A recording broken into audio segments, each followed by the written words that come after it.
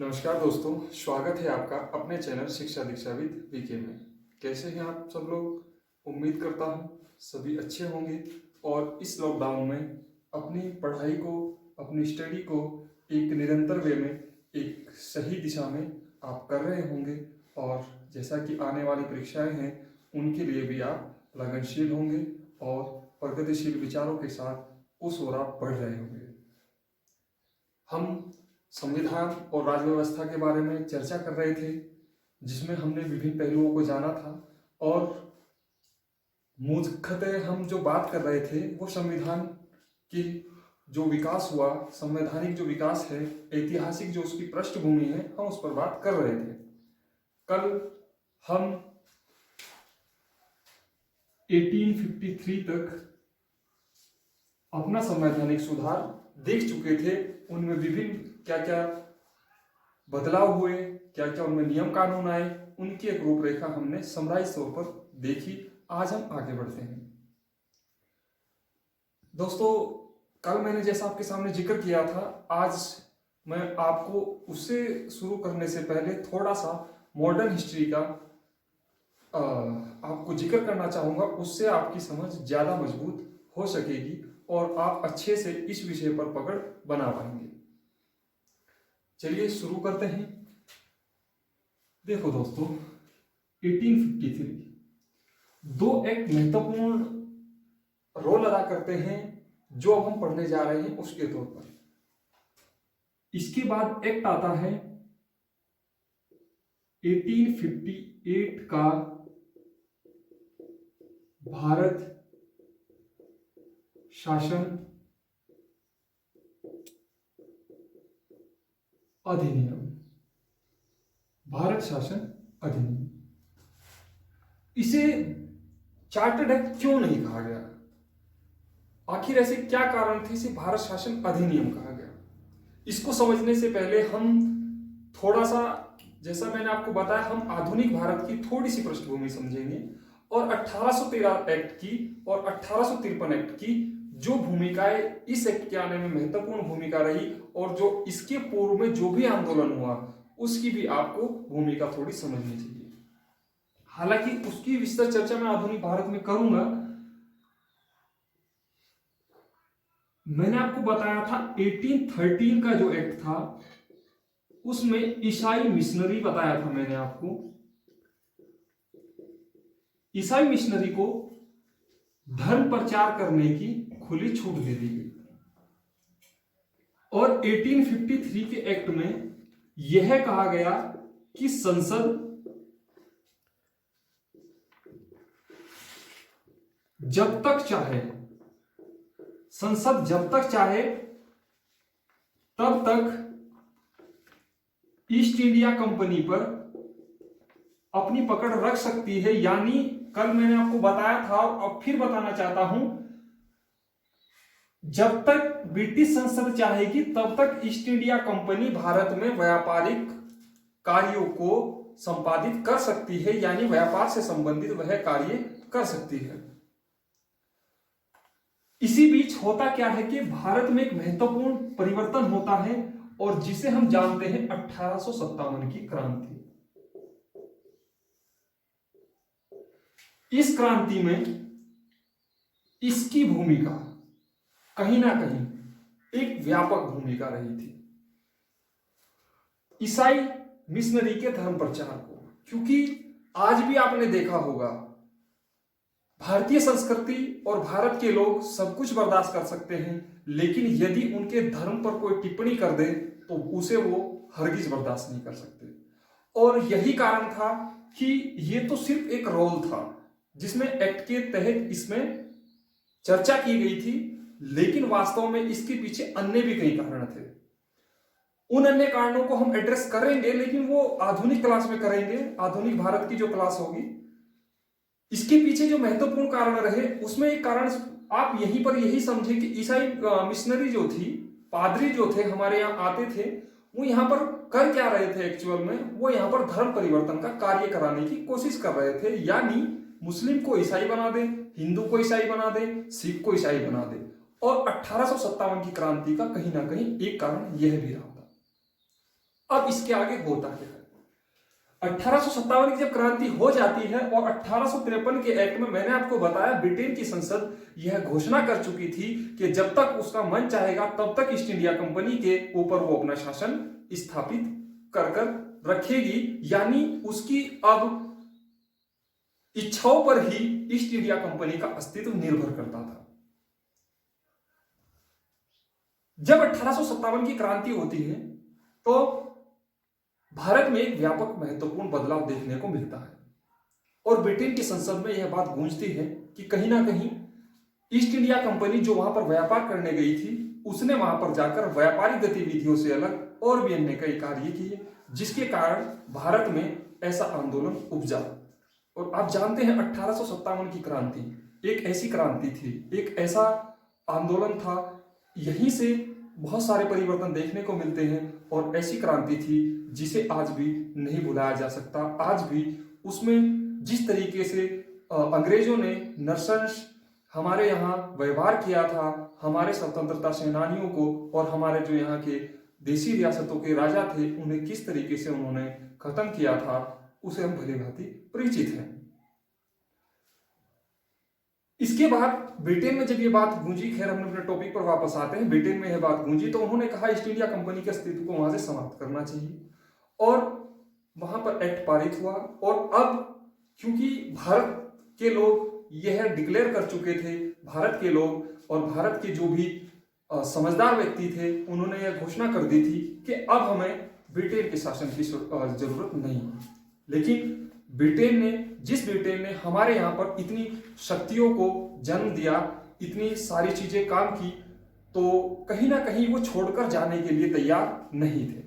अब होता क्या है कि इसी के लिए ब्रिटेन की महारानी घोषणा करती है और ईस्ट इंडिया कंपनी के शासन को समाप्त कर दिया जाता है।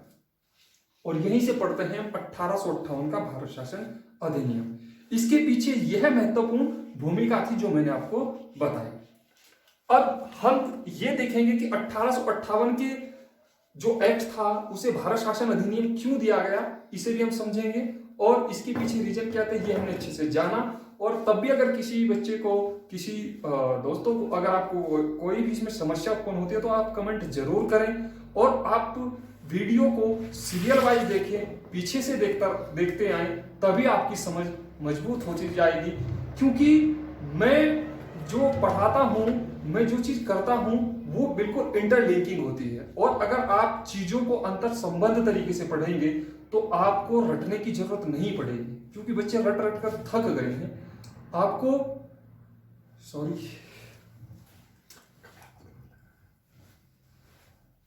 आपको रटने की जरूरत नहीं पड़ेगी, बल्कि आप समझ पर आधारित होकर ही क्वेश्चन का आंसर कर पाएंगे। खैर, अब हम देखते हैं 1858 का भारत शासन अधिनियम।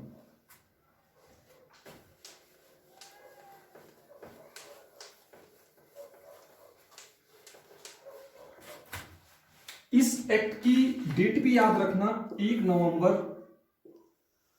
1858।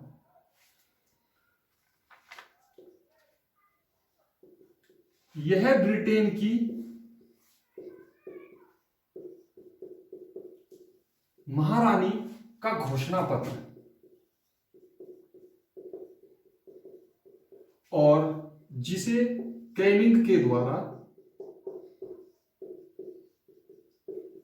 इलाहाबाद में पढ़ा गया था।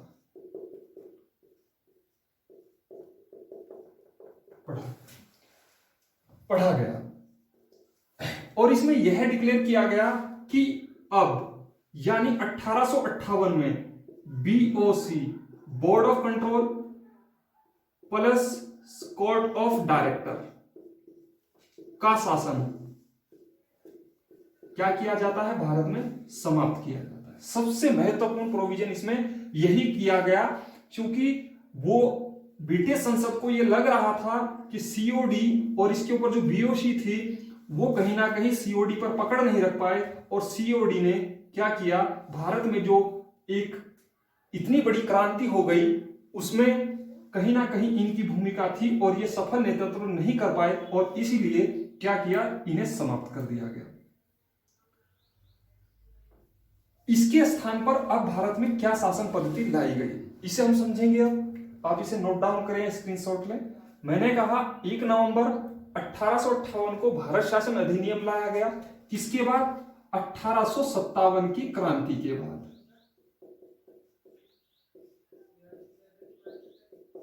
1857 की क्रांति के बाद। और इसे क्या दिया गया? ब्रिटेन की महारानी का घोषणा पत्र नाम दिया गया इसे। और कैनिंग के द्वारा इसे इलाहाबाद में पढ़ा गया। और बीओसी और सीओडी का शासन खत्म कर दिया गया। और इसके स्थान पर कौन सी पद्धति लाई गई उसे समझेंगे। आप स्क्रीनशॉट लें।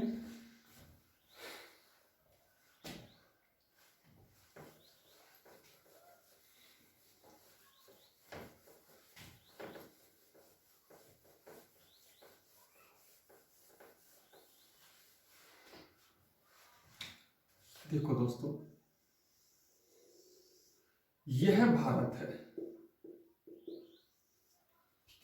और मैंने आपको बताया था 1833 का जो एक्ट था, इसमें बंगाल के गवर्नर जनरल को भारत का गवर्नर जनरल बना दिया गया था। यहां तक चर्चा हमने अच्छे से की थी। इसके बाद सबसे पहला परिवर्तन यह हुआ कि इस गवर्नर जनरल का, यानी भारत के गवर्नर जनरल का नाम चेंज करके, नाम बदलकर भारत का वायसराय कर दिया गया। और इसके ऊपर एक पद का सृजन किया गया, भारत राज्य सचिव।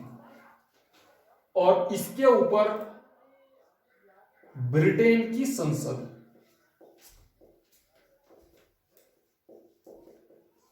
और इसके ऊपर थी ब्रिटेन की महारानी।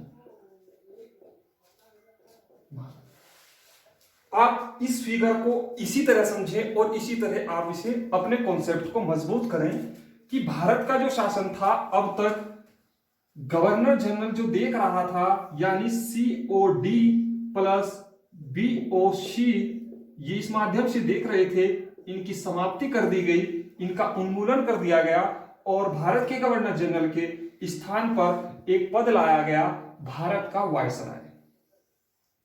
इसके ऊपर एक पद लाया गया, भारत का राज्य सचिव। और इसके ऊपर जो थी वो ब्रिटेन की संसद थी। और इसके ऊपर जो टॉप पोजीशन पर थी वो थी ब्रिटेन की महारानी। मैंने ब्रिटेन का घोषणा पत्र यानी महारानी का घोषणा पत्र इसलिए कहा गया था क्योंकि सबसे टॉप स्थिति पर ब्रिटेन की महारानी थी। अब हम दो चीज समझते हैं। भारत का प्रथम वायसराय, ये भी जानना जरूरी हो जाता है आपके लिए। भारत का प्रथम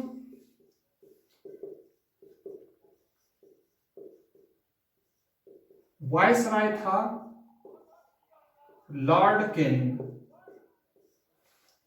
दोस्तों एक बात और ध्यान रखना, जैसे मैंने आपको बताया था, यदि बंगाल का अंतिम गवर्नर जनरल पूछा जाए आपसे और भारत का प्रथम गवर्नर जनरल पूछा जाए आपसे, तो आप जवाब देंगे कैनिंग। और यदि इसी के संदर्भ में आपको पूछा जाए भारत का अंतिम गवर्नर जनरल और भारत का प्रथम वायसराय, तो आपका आंसर होगा कैनिंग। यानी कैनिंग और बेंटिंग वो लोग थे जो कहीं ना कहीं दो पदों को सुसज्जित किया उन्होंने।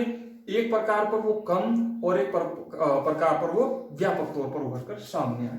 तो कैनिंग को ध्यान रखना, भारत का प्रथम वायसराय और भारत का अंतिम गवर्नर जनरल भी कैनिंग ही था। भारत राज्य सचिव, इसके बारे में भी आप अच्छे से समझें। भारत राज्य सचिव,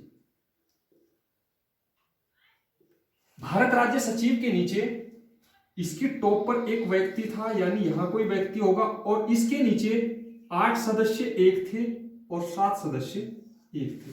यहां पर आपको एक मजेदार कॉन्सेप्ट मिलेगा।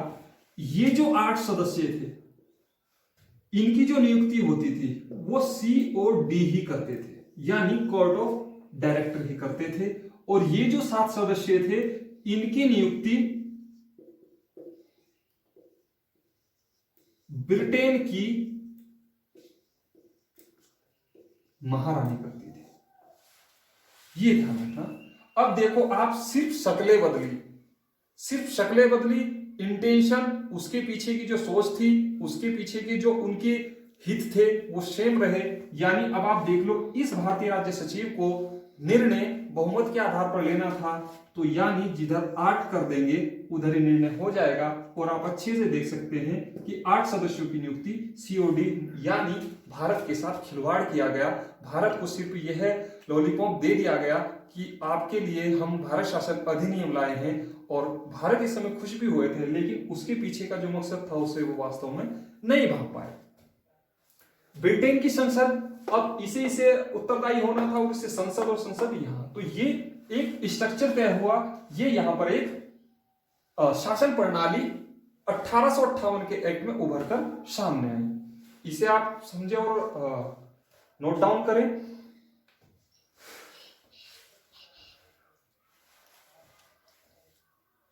चलिए आगे चलते हैं।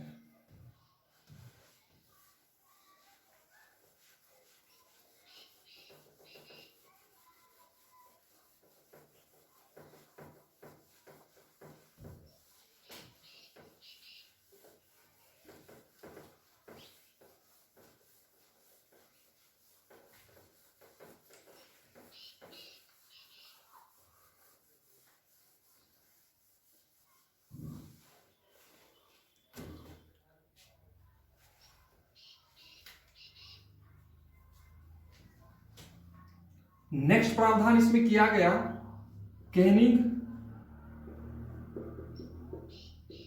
का वित्त सचिव था विल्सन।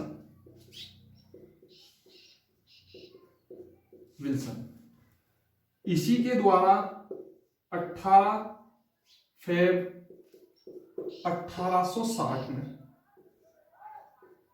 भारत का प्रथम बजट पेश किया इसके द्वारा। ये भी आपको दोस्तों इसी के तहत याद रखना है। यानी हमने 3 प्रोविजन पढ़े। नंबर 1 पढ़ा हमने ब्रिटेन की महारानी का घोषणा पत्र। दूसरा प्रोविजन हमने पढ़ा BOC व COD का अबोलिशमेंट यानी उन्मूलन। और तीसरा हमने पढ़ा कैनिंग का वित्त सचिव था विल्सन। इसी के द्वारा 18 फरवरी 1860 को भारत का प्रथम बजट पेश किया गया। तो इस एक्ट में सिर्फ इतने ही प्रोविजन थे। प्रोविजन और भी थे, उन्हें हमें इतना जानने की महत्वपूर्ण जरूरत नहीं है। सवाल यहीं से पूछे जाते हैं वास्तव में। अब बढ़ते हैं हम अपने अगले एक्ट की ओर।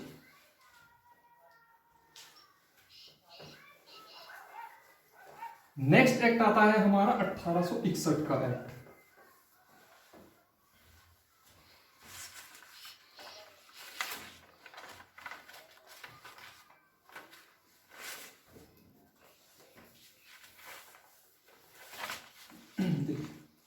नेक्स्ट एक्ट आता है हमारा 1861 का। और दोस्तों ये भी थोड़ा सा ध्यान रखना कि एक्ट अगर मैं लिखूं तो भारत शासन के अधिनियम की बात करेंगे हम, अब चार्टर्ड एक्ट की बात नहीं करेंगे। इस एक्ट के अकॉर्डिंग 3 महत्वपूर्ण काम किए गए, ध्यान रखना। एक तो बंबई व मद्रास, इसका वर्तमान मुंबई और मद्रास वर्तमान में तमिलनाडु, इनके विधायी क्षेत्राधिकार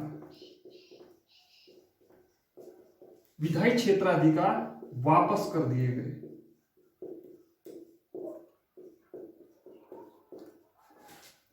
दूसरा प्रोविजन इसमें किया गया, विभागीय प्रणाली या पोर्टफोलियो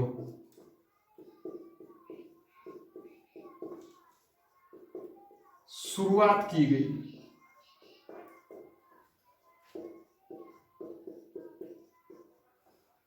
तीसरा काम इसमें किया गया, वायसराय को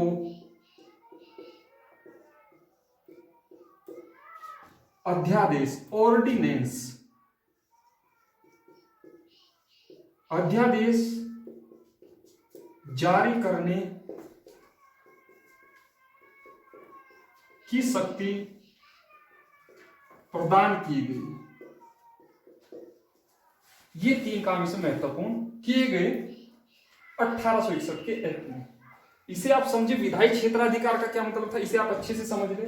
अब तक क्या होता था कि विधायी बंबई और मद्रास के लिए जो विधायी क्षेत्राधिकार थे वो कलकत्ता तय करता था, यानी बंगाल तय करता था।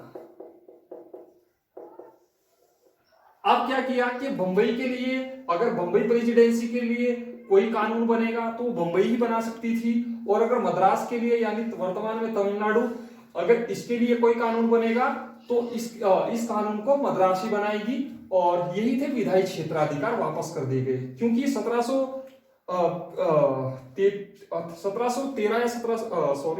1833 के एक्ट में ये विधायी क्षेत्राधिकार इनसे वापस ले लिए गए थे।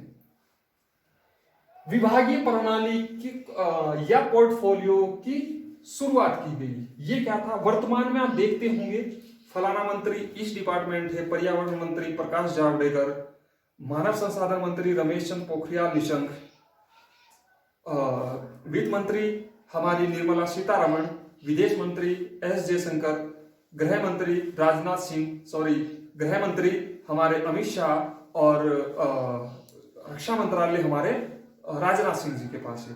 तो ये जो पोर्टफोलियो का जो निर्धारण था वो कहीं ना कहीं इसी के द्वारा किया गया था। मैंने केंद्र का रेफरेंस इसलिए दिया है क्योंकि उसे अच्छी तरह आप समझते हैं, क्योंकि अदर स्टेट की अगर कोई बच्चे से देखेंगे तो वो बेहतर समझ पाएंगे। आपके स्टेट में भी आप अगर देखते होंगे स्वास्थ्य मंत्री होगा, परिवहन मंत्री होगा, समाज कल्याण मंत्री होगा, वन मंत्री होगा, कृषि मंत्री होगा, तो सब यही चीज थी विभागीय प्रणाली या पोर्टफोलियो सिस्टम। वायसराय को अध्यादेश जारी करने की। अध्यादेश बच्चों समझ लेना कि यदि संसद सत्र में ना हो, वर्तमान स्थिति में मैं आपको इसे समझाने की कोशिश करूंगा, यदि सत्र संसद या विधायिका सत्र में न हो और कोई मुद्दा अति महत्वपूर्ण और अविलंबनीय हो तो तब अध्यादेश जारी किए जाते हैं। वर्तमान में राष्ट्रपति आर्टिकल 123 और राज्यपाल 213 के तहत ये केंद्र में और दोस्तों ये राज्य में अध्यादेश जारी कर सकते हैं। यहां राज्यपाल और यहां पर राष्ट्रपति। हालांकि इसकी विस्तृत चर्चा मैं आपको जब राष्ट्रपति और राज्यपाल पढ़ाऊंगा वहां पर मैं आपको इसे डिटेल में बताऊंगा, लेकिन अध्यादेश समझे, यदि कानून बनाने के लिए सत्र संचालन में नहीं है, सत्र में नहीं है विधायिका, तो उसके लिए अध्यादेश जारी किया जा सकता था और इसकी वैलिडिटी 6 माह के लिए होती थी।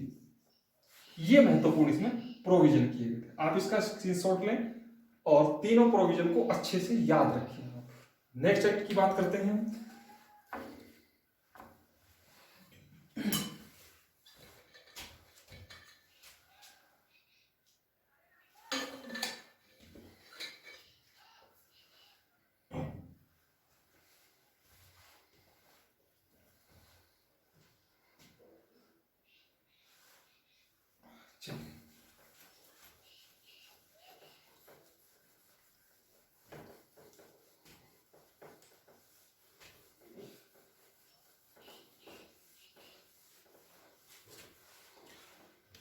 नेक्स्ट एक्ट है आपका 1892 का एक्ट।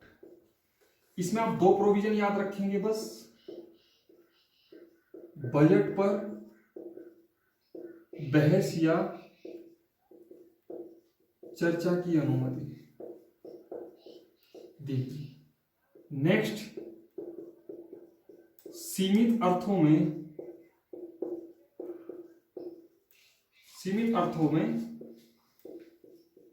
मतदान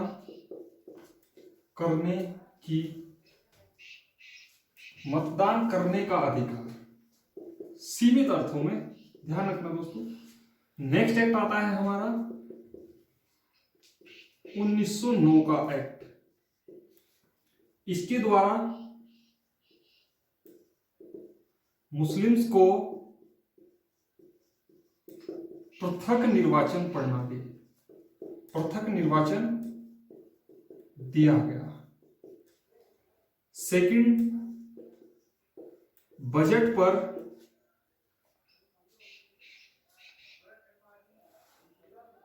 मतदान करने,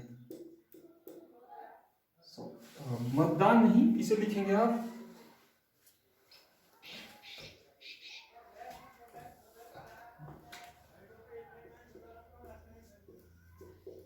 प्रश्न पूछने का अधिकार।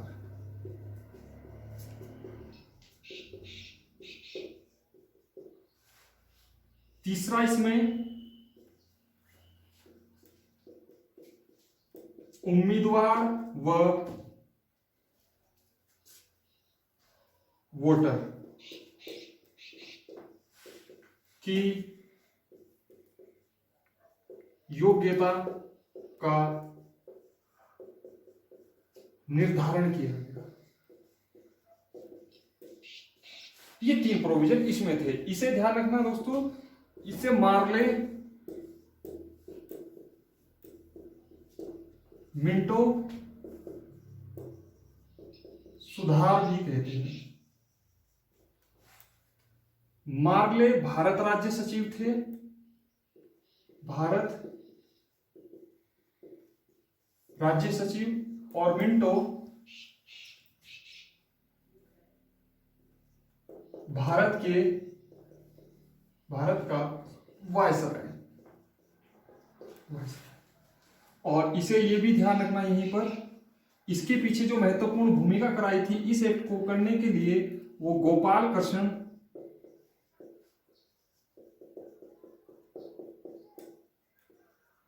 गोखले के द्वारा। गांधी जी के राजनीतिक गुरु थे गोपाल कृष्ण गोखले, ध्यान रखना दोस्तों। तो इसे आप नोट डाउन करें। प्रथम निर्वाचन को समझ लें आप अभी। ऐसा कर दिया गया कि मुस्लिम कैंडिडेट को सिर्फ मुस्लिम ही चुन सकते थे, यानी उस कैंडिडेट को सिर्फ मुस्लिम ही वोट डालेंगे। ये प्रथम निर्वाचन था। पर्सन बजट पर पूछने का अधिकार, और उम्मीदवार, कौन उम्मीदवार बनेगा, चुनाव कौन लड़ेगा, इसके लिए योग्यता का निर्धारण कर दिया गया। कौन वोट देगा, इसके लिए भी योग्यता का निर्धारण कर दिया गया। तो ये इसमें 3-4 चीजें समाहित की गई। आप इसका स्क्रीनशॉट लें।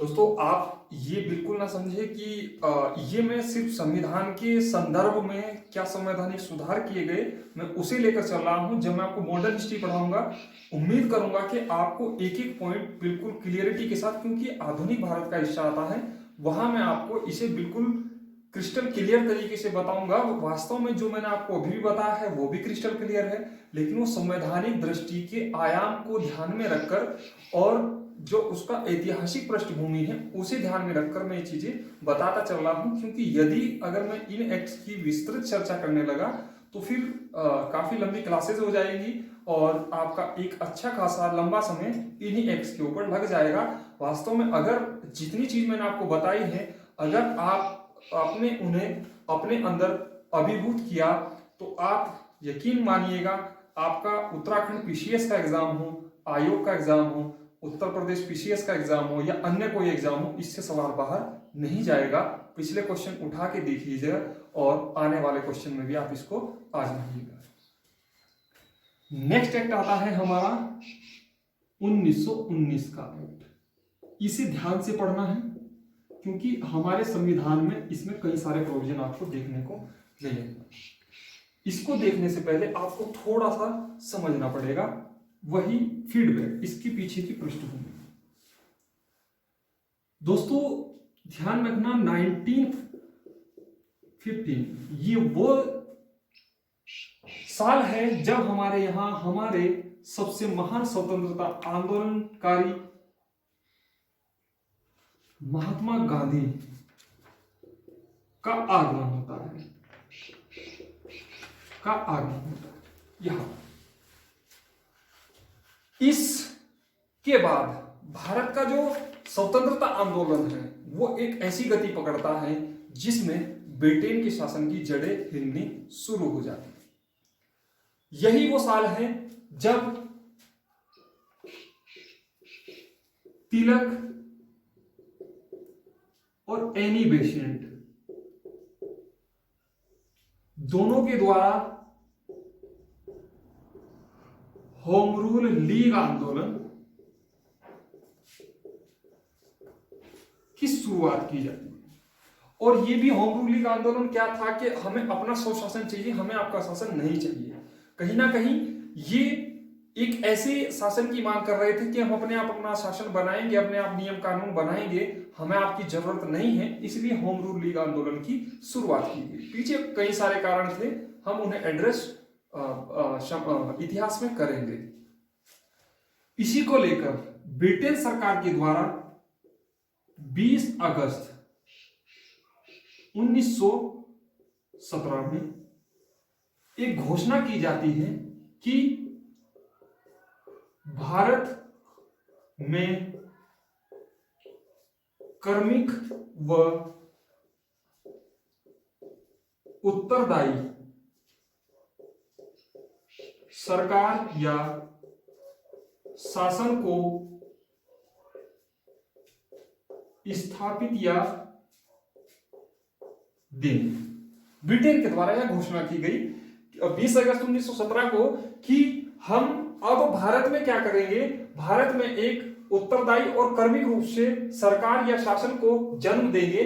और कहीं ना कहीं भारत वालों को, जो भारत की जो स्वतंत्रता संग्राम आंदोलनकारी थे, उन्हें यह लगा कि हम जो चाह रहे थे वो हमें मिल गया। इस एक्ट के अकॉर्डिंग क्या क्या सुधार किए गए, क्या क्या बातें की गई, उसकी आप काफी छाप हमारे वर्तमान संविधान पर भी देखेंगे। और कई सवाल यहां से पूछे जाते हैं और पूछे गए हैं। आप अगर उन्हें किताबों में पढ़ने की कोशिश करते हैं तो वो आपको नहीं समझ आते, और वास्तव में एक किताब में आपको कोई भी संपूर्ण कंटेंट नहीं मिल पाता। तो अब खैर हम इसके पीछे चर्चा करेंगे, भारत में कर्मिक और उत्तरदायी शासन की स्थापित करने के पीछे कारण क्या था। आप इसका स्क्रीनशॉट लें या नोट डाउन करें।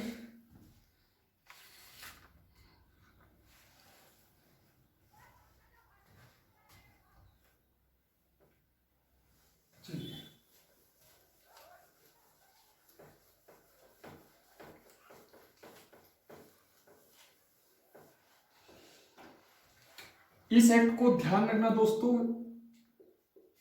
मोंटेस्क्यू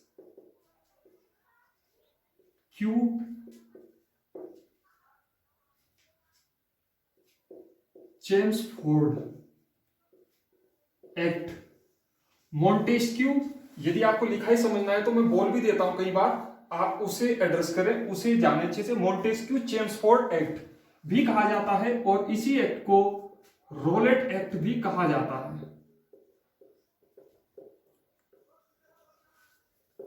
रोलेट एक्ट भी कहा जाता है। वास्तव में एक्ट आया 1900, घोषणा की गई 20 अगस्त 1917 को, एक्ट आया 1919 में और लागू हुआ 1921 से। और इसमें जो महत्वपूर्ण प्रोविजन किए गए, सबसे पहला प्रोविजन इसमें जो मैंने आपको बताया, भारत में कर्मिक व उत्तरदायी सरकार, इसमें मुख्यतः दो प्रोविजन किए गए। एक तो किया गया शासन में भारतीयों की भागीदारी सुनिश्चित की गई। दूसरा इसमें कहा गया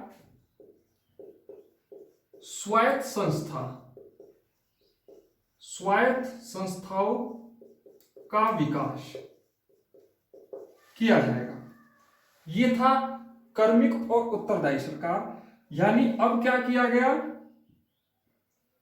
इन्होंने कहा कि हेड ब्रिटेन ही बना रहेगा, लेकिन शासन में जो नियम कानून बनाएंगे उसमें भारतीयों की भागीदारी होगी। दूसरा, स्वायत्त संस्थाओं का विकास। इसका मतलब ये हुआ कि स्वायत्त संस्थाएं होंगी जो बिना किसी सरकार के हस्तक्षेप के अपना कार्य कर सकेंगी, लोगों का कल्याण सुनिश्चित कर सकेंगी। देखो, आपको कहीं ना कहीं अब महसूस हो रहा होगा कि हम जिस प्रकार से हम अपने संविधान में, जो हमने स्टार्टिंग में संविधान के कार्य पढ़े और जो हम संविधान में पढ़ेंगे, वो कहीं ना कहीं एक क्रमिक रूप से जो उसका विकास था, स्टार्टिंग में क्या हुआ और धीरे धीरे जिन आयामों को हमने तय किया, वो अब वो खुशबू अब इन एक्ट्स में आने लगी है। तो ये थी स्वायत्त संस्थाओं का विकास। नेक्स्ट प्रोविजन इसमें क्या किए गए, नेक्स्ट प्रावधान इसमें किए गए, मैं ऊपर लिख देता हूं आपको। नेक्स्ट इसमें किया गया दोस्तों,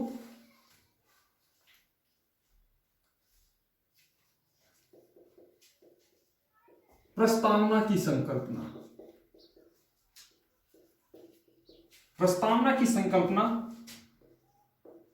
इसी एक्ट में लाई गई।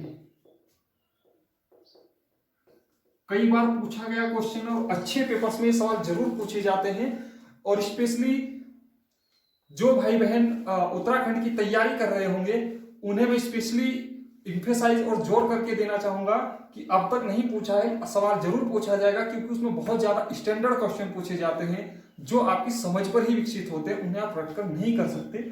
तो आज हम जिस प्रस्तावना को देखते हैं, यदि आप एनसीईआरटी खोलते होंगे और शुरू में ही आपको 2 से 3 चीजें मिलती हैं उसमें, या तो मूल कर्तव्य मिलते हैं, या मूल अधिकार मिलते हैं, या फिर आपको प्रस्तावना मिलती है, जिसकी शुरुआत हम भारत के लोग, भारत को संपूर्ण प्रभुत्व संपन्न लोकतंत्रात्मक गणराज्य व समाजवादी पंथ निरपेक्ष व उस बनाने के लिए तथा उसके समस्त नागरिकों को एक्सेट्रा। जब मैं आपको प्रस्तावना बताऊंगा तो वहां पे इसका जिक्र करूंगा, पूरी प्रस्तावना को अच्छे से डिफाइन भी करूंगा, और अब यदि आप प्रस्तावना को भी अच्छे से समझ लेते हैं तो आपके पेपर में 2 से 3 सवाल की उम्मीद पक्की हो जाती है।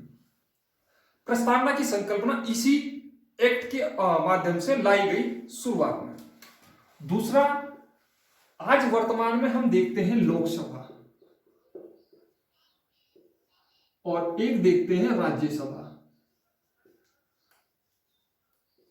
लोकसभा और राज्यसभा की जो संकल्पना थी, यानी केंद्र को बाइकैमरल लेजिस्लेचर, द्विसदनीय विधायिका का जो कॉन्सेप्ट लाया गया, वो इसी एक्ट के माध्यम से लाया गया। वर्तमान में नाम राज्यसभा है, उस टाइम राज्य परिषद होता था। ध्यान रखना, राज्य परिषद और राज्यसभा एक ही बात है, कंफ्यूज मत होना कभी दोस्तों। आप राज्य परिषद को राज्य की विधायिका समझ ले या राज्य विधान परिषद समझ ले। राज्य परिषद जो थी वो राज्य सभा का ही दूसरा पुराना नाम था, वर्तमान में नाम स्वतंत्रता पश्चात इसे राज्यसभा कर दिया गया, और लोकसभा। ठीक है दोस्तों। नेक्स्ट इसमें प्रोविजन किया गया, हाँ, राज्यों में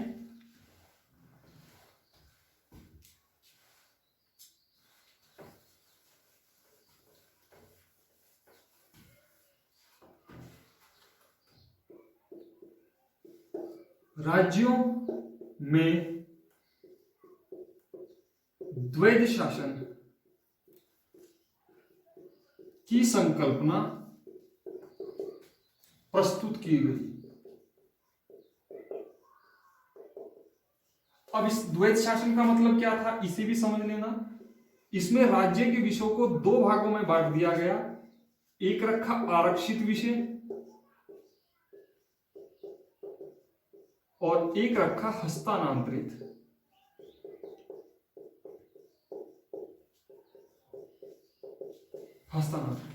आरक्षित विषय में रक्षा, विदेश, युद्ध, जलमार्ग, संधि, ये मुख्य विषय आरक्षित विषय में रखा, यानी भारत के वाइसराय ने इन विषयों को अपने पास ही रखा। हस्तांतरित विषय में रखे गए शिक्षा, स्वास्थ्य, लोक निर्माण विभाग, मनोरंजन, कृषि, ये सब हस्तांतरित विषय दे दिए गए। यानी इसके थ्रू क्या कर दिया गया, जैसे आज वर्तमान में देखते हैं, इन्हें राज्य की सरकारें देखेंगी और इन्हें केंद्र की सरकारें ही यानी वायसराय ही देखेगी, यानी यही दोनों सदन इन्हें देखेंगे। और एक और, हाँ ये ध्यान रखना, नेक्स्ट आप इसे नोट डाउन करें। यानी मैंने आपको 2-3 चीजें बताई इसमें। अभी प्रस्तावना की संकल्पना सर्वप्रथम 1919 के एक्ट में लाई गई। केंद्रीय विधायिका को बाइकैमरल लेजिस्लेचर बनाया गया, लोकसभा और राज्यसभा का ही पुराना नाम राज्य परिषद था, क्योंकि उस समय राज्य परिषद ही मिलता है। राज्यों में द्वैत शासन की संकल्पना प्रस्तुत की गई। और द्वैत शासन क्या था, कुछ आरक्षित विषय वायसराय ने अपने पास रखे और हस्तांतरित विषय राज्यों को ट्रांसफर कर दिए गए, जिस स्वायत्त संस्थाओं की मैं आपको बात कर रहा था। द्वैत शासन को भी दोस्तों ध्यान रखना, इसका जो जनक माना जाता है वह लियोनस कार्टियर को माना जाता है। और इसने अपनी बुक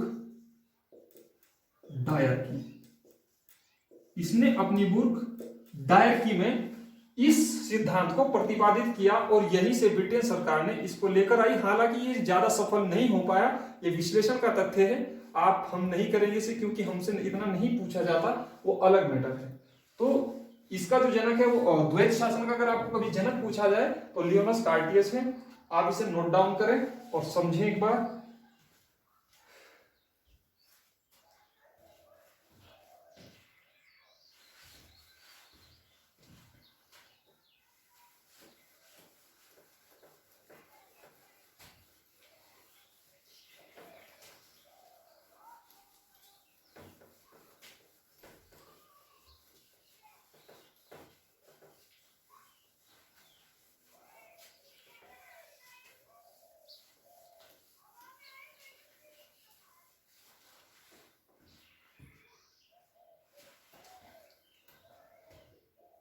दो प्रोविजन और महत्वपूर्ण इसमें याद रखना। ली आयोग की संस्तुति पर लोक सेवा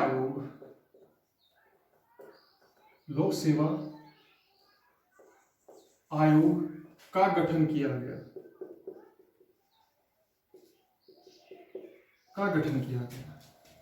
नेक्स्ट, सिख, ईसाई,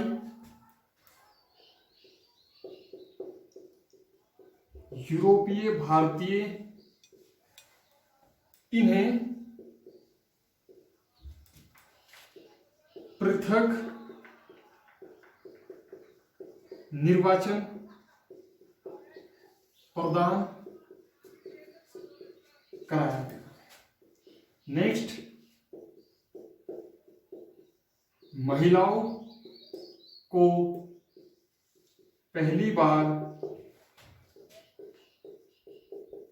निर्वाचन का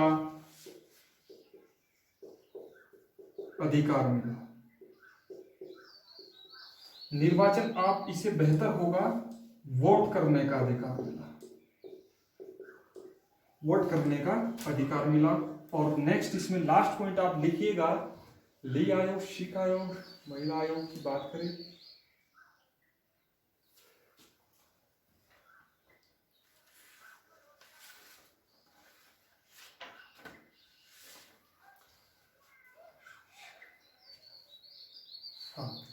बजट पर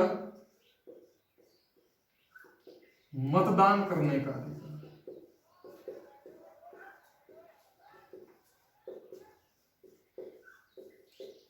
बजट पर मतदान करने का अधिकार, ये प्रोविजन आपको दोस्तों याद रखने हैं। और 1919 के को आप अच्छे से समझेंगे। आज अपनी क्लास को हम यही विराम देते हैं और इसके पहले मैं आपको एक बार रिकॉल करा देता हूं। ली आयोग की संस्तुति पर लोक सेवा आयोग का गठन, सिख, ईसाई, यूरोपीय, भारतीय और इन्हें पृथक निर्वाचन प्रणाली, यानी जैसे 1900 मार्ले मिंटो जो सुधार एक्ट कहा जाता है, सांप्रदायिक एक्ट कहा जाता है, उसमें मुस्लिमों को दिया गया था, यहां पर इन तीनों को और ऐड कर दिया गया। महिलाओं को पहली बार वोट देने का अधिकार, लेकिन सीमित अर्थों में। इसमें कुछ मानक तय कर दिए गए कि जो महिला जितनी कुछ पढ़ी लिखी होगी और जिसके पास कुछ प्रॉपर्टी या धन जमा होगा वही वोट कर सकती है। बजट पर मतदान करने का अधिकार, ये यहां पर चीजें निर्धारित की गई। और इस तरीके से 1919 का एक्ट कंप्लीट होता है। और यहां पर आज हम अपनी चर्चा को विराम देते हैं। मिलते हैं कल आपके अपने चैनल शिक्षा दीक्षाविद वीके पर। थैंक यू दोस्तों।